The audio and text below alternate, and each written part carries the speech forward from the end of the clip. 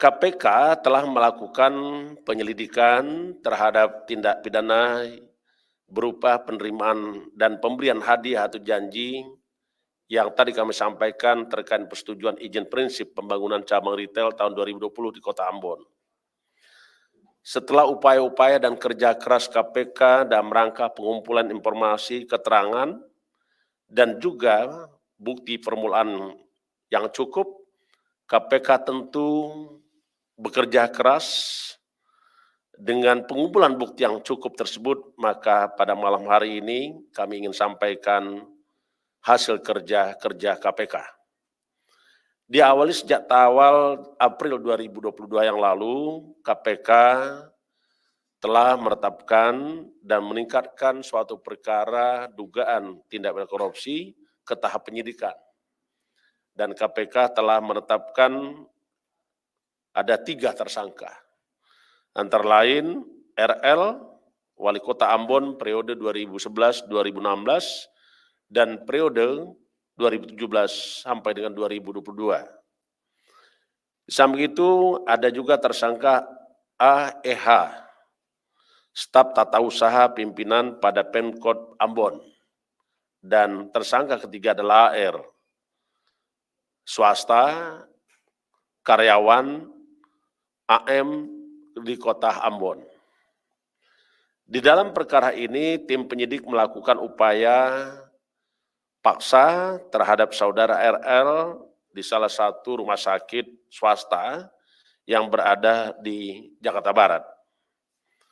Mengingat sebelumnya yang bersangkutan meminta penundaan pemanggilan dan pemeriksaan hari ini karena mengaku sedang menjalani perawatan medis, sehingga tim penyidik berinisiatif untuk mengkonfirmasi dan melakukan pengecekan kesehatan yang bersangkutan.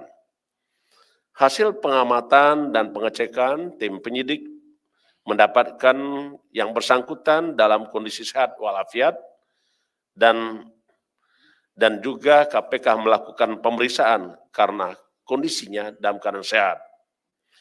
Tim penyidik selanjutnya membawa RL ke Gedung Merah Putih untuk dilakukan pemeriksaan lebih lanjut. Perlu kami sampaikan juga konstruksi perkaranya sebagai berikut. Di dalam kurun waktu tahun 2020, RL yang menjabat sebagai Wali Kota Ambon periode 2017 sampai dengan 2022 yang memiliki kewenangan yang salah satu diantaranya terkait dengan pemberian persetujuan izin prinsip pembangunan cabang retail di Kota Ambon.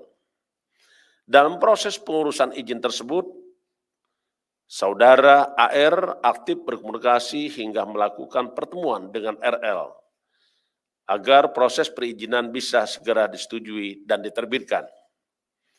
Menindaklanjuti permohonan AR swasta, kemudian RL memerintahkan Kepala Dinas PUPR Pemkot Ambon untuk segera merespon dan menerbitkan berbagai permohonan izin yang diantaranya surat izin tempat usaha dan surat izin usaha perdagangan. Berdasarkan hasil keterangan yang didapatkan dan alat bukti berupa dokumen, izin yang disetujui dan diterbitkan dimaksud, RL meminta agar penyerahan uang dengan minimal 25 juta rupiah menggunakan rekening bank milik AEH yang adalah orang kepercayaan Wali Kota Ambon RL. Khusus untuk penerbitan terkait persetujuan prinsip pembangunan untuk 20 gerai usaha retail, AR diduga kembali memberikan uang kepada RL sekitar kurang lebih 500 juta yang diberikan secara bertahap melalui rekening bank milik AEH. RL diduga pula juga menerima aliran sejumlah dana dari berbagai pihak sebagai gratifikasi, dan hal ini masih terus didalami oleh penyidik KPK. Berdasarkan bukti permulaan cukup dan kecukupan bukti, maka KPK menetapkan saudara AR, saudara RL, dan saudara EH sebagai tersangka. Adapun perbuatan tersebut para tersangka disangkakan sebagai berikut. Tersangka AR disangkakan melanggar pasal 5 ayat 1 huruf A atau pasal 5 ayat 1 huruf B atau pasal 13 Undang-Undang Republik Indonesia Nomor 31 Tahun 1999 tentang pemberantasan tindak pidana korupsi sebagaimana telah diubah dengan Undang-Undang Republik Indonesia Nomor 20 Tahun 2001 tentang perubahan atas Undang-Undang Nomor 31 Tahun 1999 tentang pemberantasan tindak pidana korupsi.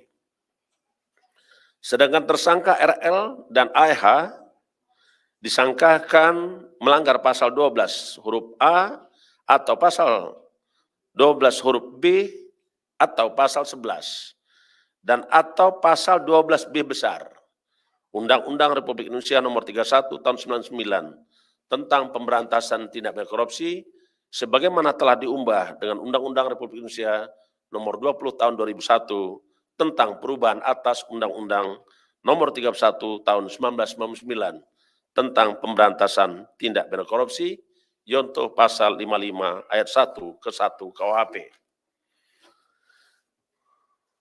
Setelah penyidik melakukan dan meminta keterangan beberapa saksi dan berdasarkan alat bukti, maka tim penyidik KPK melakukan penahanan tersangka untuk masing-masing selama 20 hari, terhitung tanggal 13 Mei 2022 sampai dengan 1 Juni 2022.